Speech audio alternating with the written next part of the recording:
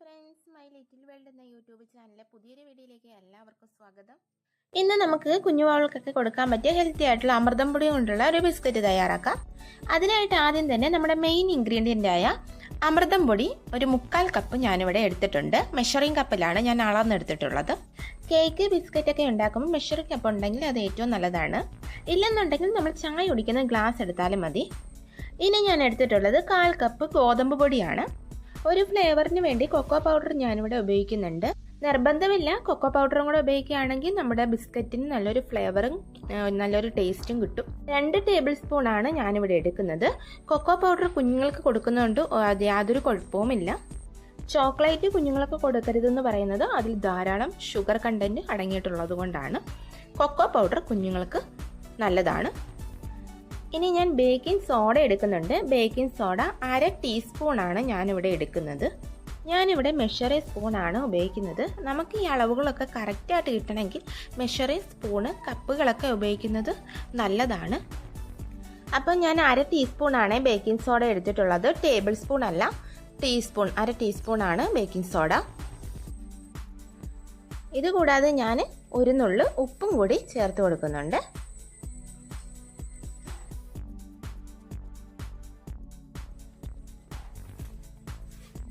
ഇനി ഈ പൊടികളെല്ലാം കൂടി നമുക്ക് നന്നായിട്ടൊന്ന് മിക്സ് ചെയ്യണം. അതിനുശേഷം ഇത് നന്നായിട്ടൊന്ന് അരിച്ചെടുക്കണം. അരിച്ചെടുത്താലാണ് നമ്മുടെ ബിസ്ക്കറ്റൊക്കെ പൊട്ടിപ്പോകാതെ കറക്റ്റായിട്ട് കിട്ടത്തുള്ളൂ. അപ്പോൾ ഈ സ്റ്റെപ്പ് ഒരിക്കലും ഒഴിവാക്കരുത്. അരിച്ചെടുത്തതിന് ശേഷം കുറച്ച് തരികളൊക്കെ ഉണ്ടാവും, അതൊക്കെ അങ്ങ് മാറ്റി കളയണം. അപ്പോൾ ഞാൻ നന്നായിട്ട് അരിച്ചെടുത്ത് കൊണ്ടുവന്നിട്ടുണ്ട്. അപ്പോൾ ഇതൊന്ന് നമുക്കൊന്ന് മാറ്റി വെക്കാം. ഇനി ബിസ്ക്കറ്റ് ഉണ്ടാക്കാൻ ആവശ്യത്തിനുള്ള ഷുഗറാണ് ഞാനിവിടെ പൊടിച്ചെടുക്കാൻ വേണ്ടി പോകുന്നത്. ഞാനിവിടെ ഉപയോഗിച്ചിട്ടുള്ളത് ബ്രൗൺ ഷുഗറാണ്. ബ്രൗൺ ഷുഗർ ദാ ഇങ്ങനെയാണ് ഇരിക്കുന്നത്. ബ്രൗൺ ഷുഗർ വാങ്ങുമ്പോൾ നല്ല ഓർഗാനിക്കായിട്ടുള്ളത് വാങ്ങാൻ വേണ്ടി ശ്രദ്ധിക്കുക. ഞാനിത് ആമസോണിൽ നിന്നാണ് വാങ്ങിയിട്ടുള്ളത്. ലിങ്ക് ഞാൻ ഡിസ്ക്രിപ്ഷനിൽ കൊടുക്കാം. കുഞ്ഞുങ്ങൾക്കായതുകൊണ്ട് വൈറ്റ് ഷുഗർ ഉപയോഗിക്കാതിരിക്കുന്നതാണ് നല്ലത്. ഇനി ഈ ഷുഗർ ഒന്ന് പൊടിച്ചെടുക്കണം. ഞാൻ മിക്സിയുടെ ആവശ്യത്തിന് ഷുഗർ ഇട്ട് ഒന്ന് പൊടിച്ചെടുക്കുന്നുണ്ട്. പൊടിച്ചെടുത്തതിന് ശേഷമാണ് അളന്നെടുക്കുന്നത്. അപ്പം ഞാൻ നന്നായിട്ട് പൊടിച്ചെടുത്തിട്ടുണ്ട്. നല്ല ഫൈൻ പൗഡറായിട്ട് വേണം പൊടിച്ചെടുക്കാനായിട്ട്. തരി ഒട്ടും പാടില്ല. ഇനി നമുക്കൊരു ബൗളെടുക്കാം. അതിലേക്ക് ബട്ടർ ഇട്ട് കൊടുക്കാം. ഞാൻ 90 ഗ്രാം ബട്ടറാണ് ഇട്ടിട്ടുള്ളത്. നമ്മൾ വാങ്ങുമ്പോൾ 100 ഗ്രാം ബട്ടറാണ് കിട്ടുക. അതിലൊരു 3/4 ഭാഗം ഞാൻ എടുത്തിട്ടുണ്ട്. ബട്ടർ എടുക്കുമ്പോൾ റൂം ടെമ്പറേച്ചറിലുള്ള ബട്ടർ എടുക്കാൻ പ്രത്യേകം ശ്രദ്ധിക്കണം.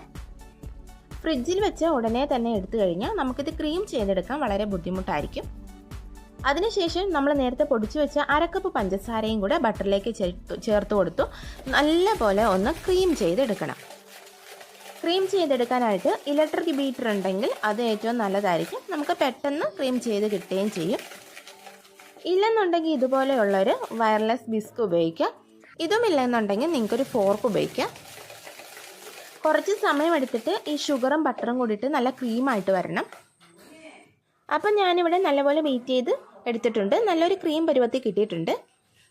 ഇനി നമുക്ക് നമ്മൾ അരിച്ചു വെച്ചിരിക്കുന്ന ആ പൊടികൾ കുറച്ചായിട്ട് ഈ ഒരു ക്രീമിലേക്ക് ഇട്ട് കൊടുക്കണം. പൊടികളെല്ലാം കൂടി ഒരുമിച്ചിട്ട് കഴിഞ്ഞാൽ മിക്സ് ചെയ്തെടുക്കാൻ നല്ല ബുദ്ധിമുട്ടായിരിക്കും. കുറച്ചായിട്ട് ഇട്ടിട്ട് നന്നായിട്ടൊന്ന് മിക്സ് ചെയ്തെടുക്കണം. അതിനുശേഷം കൈകൊണ്ടൊന്ന് കുഴച്ചെടുക്കണം.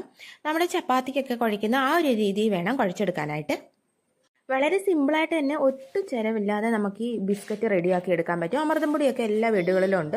പിന്നെ നമുക്ക് ഒരു ബട്ടർ മാത്രം എക്സ്പെൻസീവായിട്ടുള്ളൂ. അത് വലിയൊരു എമൗണ്ട് ഒന്നും ആവത്തില്ല.